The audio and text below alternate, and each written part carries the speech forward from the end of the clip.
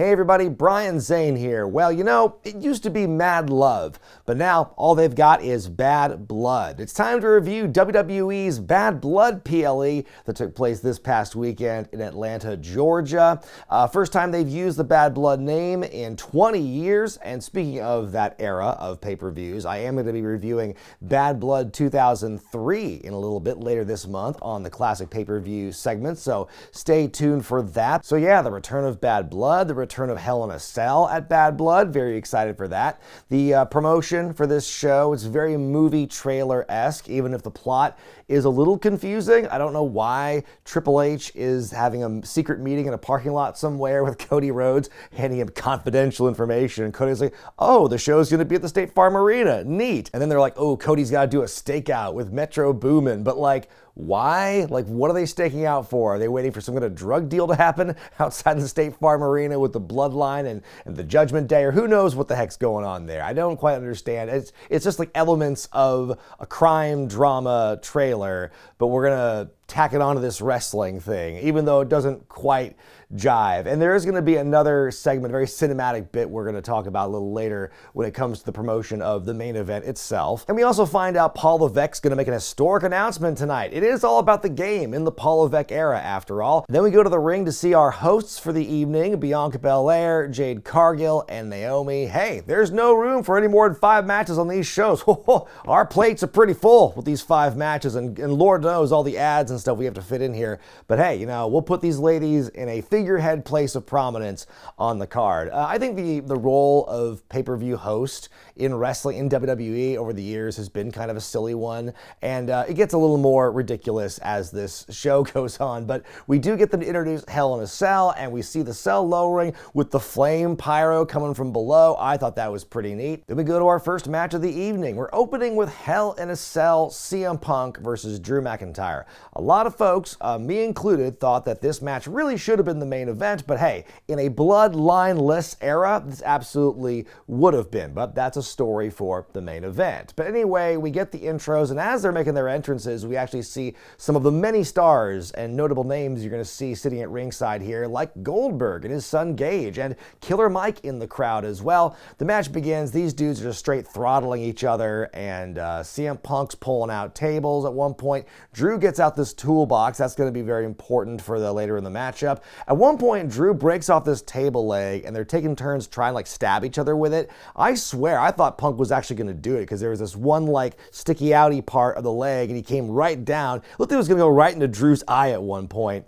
Drew hits a claymore on the outside, hurls Punk lawn dart style into the cell wall, and now he is bleeding. Drew yelling at Punk saying, I'm going to end your career. Your wife is going to leave you. I'm Drew McIntyre. Then Drew Mac gigs him with a wrench. Another Chekhov's table has been produced. Punk starts to come back. He dinks Drew twice with this big toolbox, and the first one's especially brutal because it's an unprotected shot with the head, kind of swung back blindly. It hits Drew right in the top of the head and splits him wide open. It's a cut that's going to require over a dozen staples, 16 staples or something, but he is just gushing from the get-go, and that was pretty brutal looking. They're trading finishers. Punk at one point does another nominee for one of the worst sharpshooters I've ever seen, and coming from the Bret Hart fan, Punk, I mean, come on, you could have done a bit better there, but I will give you credit because you did it right in front of Goldberg, so you know what, that penalty has been offset.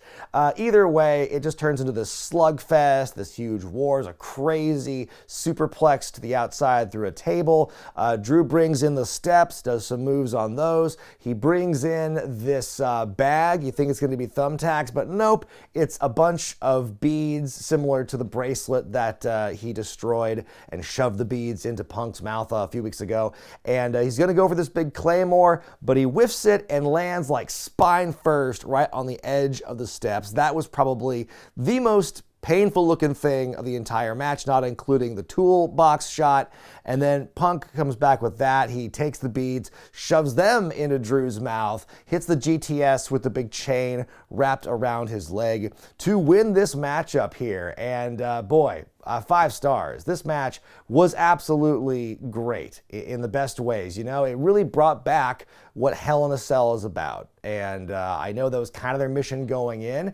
And boy, they brought it. They brought the blood and they brought the physicality. And of course, the story these guys have had going into it just really helps amplify everything. And you know, it's always felt a little defanged and a little less dramatic when you have like Hell in a Cell matches or War Games or whatever, and there's just like no blood. It just becomes kind of a weapons bonanza. There was still plenty of weapons in this match as well, but I think when you add that added grit of the blood and whatnot, and you really have that for dramatic effect, it makes it mean so much more. And so it meant all the struggling they were each going through, meaning that much more. Because like Punk gigged at least twice throughout the match. He bled once, stopped bleeding, bled again after some wrench attacks, and Drew got split open from that toolbox shot. Probably more blood than he probably expected to spill in this matchup, and hope he's okay, because that looked pretty gnarly. But it was it was a war, and it was everything Hell in a Cell should be. It's a feud ender to one of the most chaotic and really the best feud WWE has put on all year, really making lemonade from lemons from what we saw at the beginning of the year with Punk's injury, and turning it into a classic match. And I think it's going to be it's really one of the best matches WWE's put on all year. We get some Hall of Famers at ringside, then we go to the VIP suite in the arena with some cameo appearances. We see Jey Uso and DDP up there. Our hosts are up there as well, talking about the matches they're looking forward to. You really won't hear much from them after this show, but you will see them. Then up next, it's time for the WWE Women's Title match as Nia Jax defends against Bayley. And the story here early on is that Nia is just overpowering Bayley here, just hitting that proverbial truck stick repeatedly to knock Bayley down. Bayley does look good on her comebacks. At one point, she goes for this dive to the outside and just hits this wall. Like, what was this collision here to the outside? It's the first of what's going to be a series of peculiar looking moves in this matchup here. At one point, Nia goes up to the corner. Bayley catches her like she's going to powerbomb her again, but Nia counters it, I think, into a Hurricane Rana. The move was not perfect, but A for effort, I guess. Nia cuts her off on the outside and power bombs her into the steps and throws her into the barricade. That looked really impressive. But like every time you see Nia doing something that is really impressive and cool in the ring, it's like always bookended by some weird thing that didn't look great, like the Hurricane Rana earlier. And then a couple minutes after this, you see like one of the worst Samoan drops I've ever seen. Bayley hitting a much nicer one. Referee Jessica Carr gets smooshed, and I'm wondering, is this the first lady ref bump in WWE? It's just funny because I think on the Patreon Q&A chat I do every month with some of my backers, somebody asked about like, oh, you know, when are we going to see the first lady ref bump in WWE? And I didn't think we had one until then, or should there be lady ref bumps? I think was the question posed to me. And this might be the first one. If I'm wrong, someone correct me here. But Bayley has the match won. Referee is out. It's Tiffy time, bitches. Tiffany Stratton comes out, beats up Bayley with her Money in the Bank briefcase. She wants to cash in, but Nia catching her in the act and saying, "At two, friend, what's going on?" Tiffany throws her briefcase at Bayley. She throws it back at her. She misses, but Tiffy bumps for it anyway. Nia capitalizing by crushing Bayley twice to win and retain. I'm going to give it 2.5 stars out of 5. Like I was saying, the things that did hit were good. The things that looked good were great, but there was also a lot of this match that did not look great, and it really kind of compounded as the match went on. And the way they're really building this storyline with Nia and Tiffany, it feels like that, this feels like a Nia face turn is happening inevitably with this. And I don't know if she'll stay champion at this point, or it's going to take a Tiffany Stratton betrayal, cash in, and title victory. I think that with Nia as a face chasing the title, that has always been interesting, because I remember her doing that with Alexa Bliss many years ago as well. And I don't know how Nia will be presented here, because I think she's putting in the effort to do like things that the fans will pop over, like the Hurricane Rana thing. It wasn't perfect by any means, but the fact she's doing those kinds of moves is really impressive, and I think that's going to get the fans to be more on her side, and when that face turn eventually does happen, then, maybe it will stick. But what do you think? We see X-Pac, we see Tully, we see Arn, and then we see our next matchup. It's Finn Balor versus Damian Priest, former Judgment Day compadres clashing here. I did like, Finn's Titantron is funny to me because it just looks like they're trying to censor the word fuck. Meanwhile, Cole's going nuts on commentary, putting over Quavo, Little Baby, and Metro Boomin at ringside. Priest is on top early on. There's a sling blade on the outside by Finn, and that puts him in control. Balor goes for a flying nothing. Priest decks him in midair. Priest with a lot of strikes in this matchup, and Finn is just staying in it, though. At one point, he hits a razor's edge in the ring, and then a minute or two later, one on the apron. And then Corey Graves says something where it's like, oh, it's a good thing he didn't do it to the table, because then the referee might have disqualified him. And I do recall a month or two ago talking about can someone be disqualified for slamming someone on the steps or through the table on the outside? And I don't think anyone has done it before, but the fact that Corey Graves says it could happen means I'm not the crazy one. Then predictably, Carlito and JD McDonough interfere. Balor hits the coup de Gracie. Priest still kicks out. Priest fights off everyone and everything. Eventually, he catches Finn midair with the Goozle, and he hits the South of Heaven to win the matchup. And I give this one 3.5 stars out of 5. I think it was a fine matchup, although, and it makes Priest look strong. He needed the big win after, losing the championship and then just getting beat up by the Judgment Day so often the last few weeks. But man,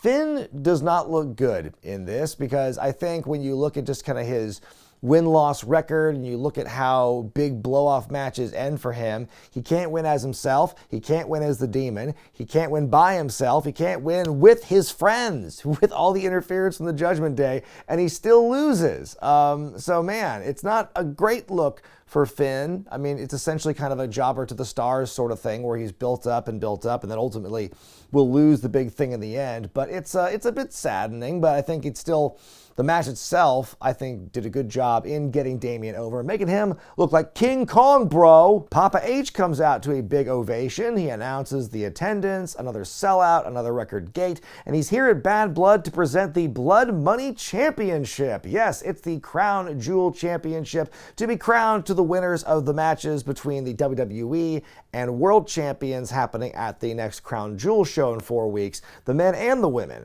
So that'll be interesting. It's a very pretty, shiny looking belt here.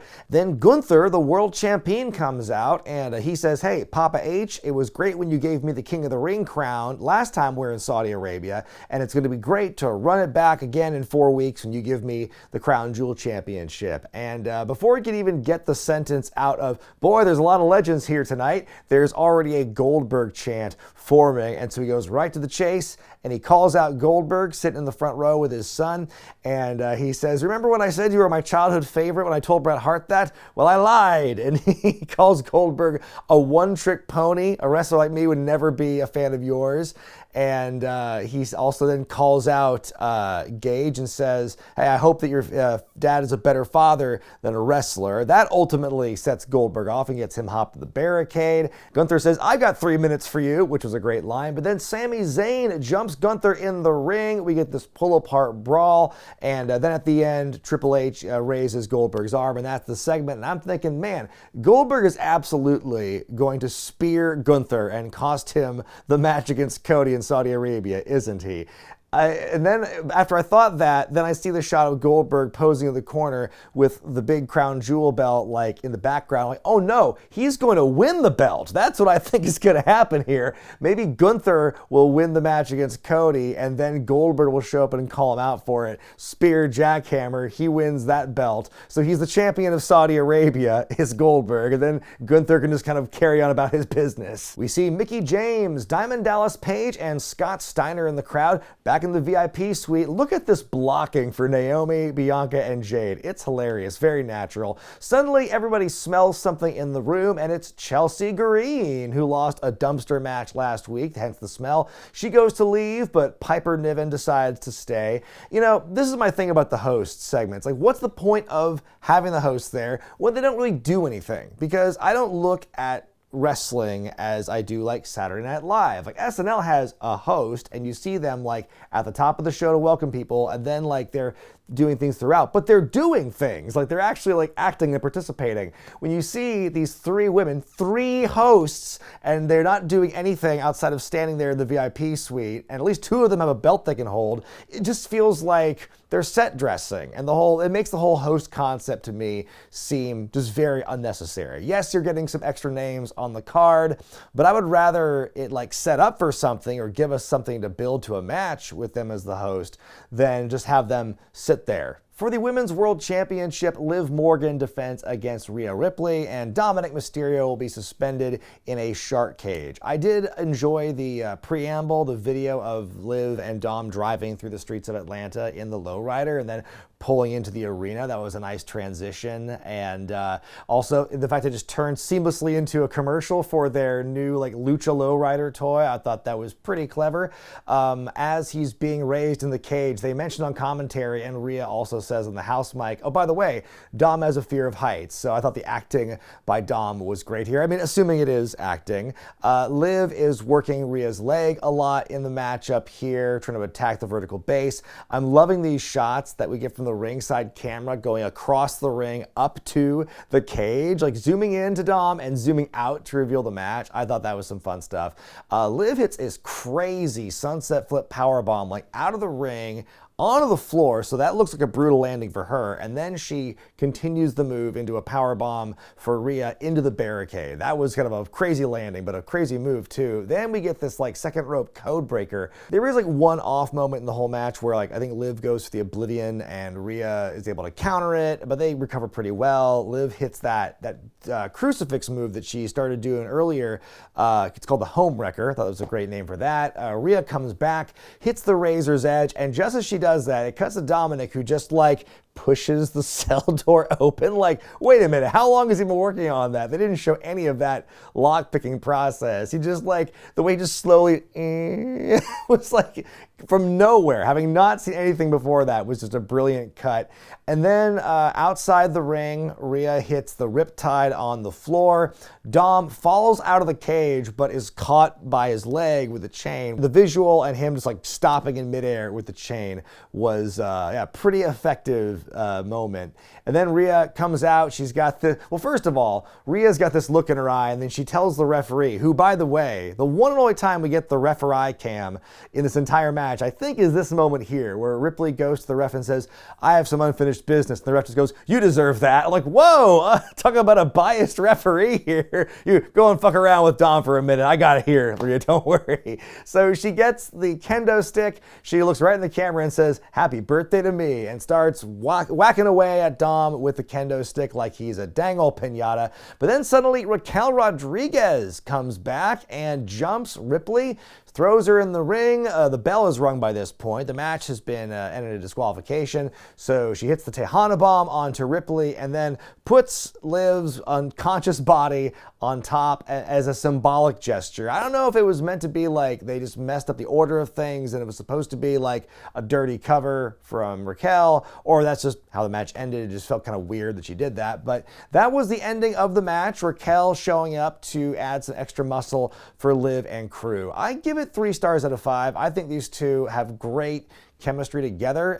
Not as good as the match they had at SummerSlam, but I think it was still just a really good back and forth between the two of them. They really get to showcase, Liv especially getting to showcase some great stuff here.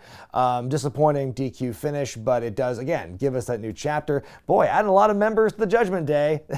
I think it seems kind of redundant to have that, but it's good to see Raquel back after her health scare, and it will be interesting to see like how that dynamic works. We're basically getting like 2 separate factions of the Judgment Day now. It's going to be, Liv, Raquel, and Dom, and then we're going to have Carlito, JD, and Finn as the other side. It's going to be Black and White and the B team. In the main event, Cody Rhodes teams up with the man he beat at WrestleMania in Roman Reigns, his first match since Mania, taking on Solo Sikoa and Jacob Fatu. I have to say, I thought that the video package they did, or the scene they did, the cinema that they showed us on SmackDown a couple of weeks ago, the meeting between Cody and Roman and the exchanging of the terms and Roman saying, stay out of the way of my life and this and that. I thought it was very well done. I think the internet was kind of going a bit too gaga for it, because I'm like, where was all this energy and this fervor for it like in 2020 when like most of the promos were kind of filmed this way,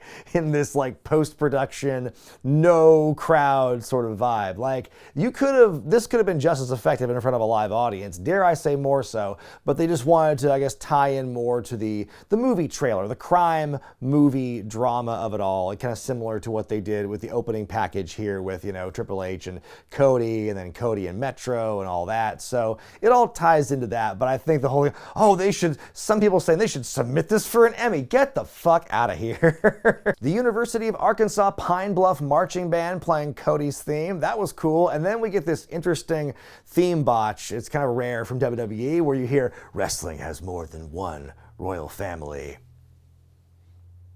Wrestling has more than one royal family, and they have to say it more than one time apparently. Then we get Cody coming out, and there seems to be this thing where the band is trying to play along with the recording, and it's just like the timing isn't right, and so this whole cacophony of noise happening. Adrenaline in my blood, hankering for a saucy nug. My favorite part of this matchup is actually near the beginning, when Cody's getting his stuff in early on and just trying to observe Roman's face as like he's doing his thing. Oh, the eyebrows. Oh, look at that. I thought that was pretty funny. And we get this moment here, a square off between Roman and Jacob Fatu, and it doesn't get a very big reaction. Obviously, when Roman is getting his first tag in, then that gets a big pop. And then there's spot, and then we get this face-off where after Solo's ejected from the ring, Jacob is facing Roman Reigns. And a lot of people want to see that match happen, but the crowd didn't seem to really care much for it. I don't know if it's because Jacob was not the legal man at that point, and so it's like, well, we're only going to care about this if they're both legal men. Solo gets the cutoff, and there's a "you can't wrestle" chant for him at one point. I'm like, really? Roman getting worked over by Solo and Jacob for a while. Jacob eats the ring post. Cody gets the hot tag, but then he's cut off trying to hit the crossroads. So then Cody takes all kind of beaten from the bloodline for a good long time, and there's this cutoff moment where they're about to get the tag, but then Jacob yoinks Roman off the apron at the last minute. After a while, Jacob goes for a swanton. Cody puts the knees up. Roman's back up. They make the tag. Roman's on fire. He even does a crucifix pin. Okay. Solo and Jacob with many kicks and splashes onto Roman. Cody makes the save. Cody and Fatu are fighting on the outside, and they start making their way to the announce table. Eventually, Cody jumps off the top rope and through the table onto Fatu. That was a crazy moment there. Then the Tongas, Tama and Loa, they show up to distract, almost cost Roman the match. But wait, there's this mystery man in a hoodie kicking people. It's Jimmy Uso, the man who has had the most confusing story in all the bloodline. It's the first time we'd seen him since he was kicked out in April, and so now he is here to help Roman. The OG bloodline is kind of forming up again. That distraction is enough for Roman to spear Sikoa to get the win. Roman and Jimmy hug it out, and then after all that, Tonga beat up Cody. Jimmy convincing Roman for them to make the save. We get some more posing after that. Then, if you smell what The Rock is cooking, out comes The Rock to a massive pop here, coming out with his very fancy custom belt. He stands on the stage, does the eyebrow, he counts to 3 with his fingers, his music plays again, and he leaves. Okay then. I'm gonna give it 3.5 stars out of 5. I think this match was more like theater than anything else. It was just a lot of those dramatic moments, the poses and the pauses and the looks and the trash talk moments and whatnot. I think that it was a great showcase of Roman as a babyface in his first in-ring action as such in many, many years that the fans are actually willing to accept. So again, that experiment took a long time, but it's paid off. I think that Cody and Jacob, I really liked their chemistry together when they had their ring time. We get more of the bloodline shenanigans, but in a positive way now. It's the outside interference that actually helps Roman, and the fans like it. And so then we get The Rock appearing at the end, as many people predicted. I kind of assumed, oh, he's probably just going to show up at the end, and that's it. And that's exactly what happened. So now we're going to see where The Rock fits into all this. What side will he take in this new bloodline faction war? How much of Roman's thunder will he take away? Because something that I think was a really big problem during the build to Mania was when he showed up, he was there to kind of save the main event, I guess, but in doing so, he just kind of took a lot away of what made Roman kind of special before The Rock came back. And I think that if you're going to have Rock versus Roman at some point, whether it's building up to this next Mania or the Mania after, I'm warning you, when this happens, The Rock is going to remove any and all the cool factor out of Roman Reigns the moment he opens his mouth and cuts a promo on him. So I think, because that's what he does, that's what The Rock does. And so I think that it's going to be interesting. It'll be interesting to see where it goes from here and what role he might play in War Games, for instance, because that is where we're going. We are going to get ourselves a Bloodline War Games match, but where will The Rock fit on all this? Whose side will he be on? So my grade for Bad Blood 2024 is a B-. The show starts off really strong and it ends strong as well. It was a really solid main event and then heightened at the end by the return of The Rock. If you watch only one match on this show, though, it's got to be Hell in a Cell, right? Because it is the best story going in, it has the best action, it's got the most drama, and it's just a really good blow-off and a really good use of Hell in a Cell. By the way, so glad it's not a red cell anymore. I made my gripes known about the hosting segments and whatnot. You know, again, start strong, end strong. The middle of the show is good, but it's not great. But I think that, in terms of the action you do get, definitely watch Hell in a Cell. And then, having The Rock come back, it adds some intrigue, it adds a little excitement, and we'll just have to see where it goes. But what did you think about Bad Blood, folks? I want to hear about it in the comment section below. Be sure to give the video a thumbs up if you like it, subscribe to Wrestling with Regret, and hit the bell icon for all the notifications. I'm Brian Zane, and I'll see you next time.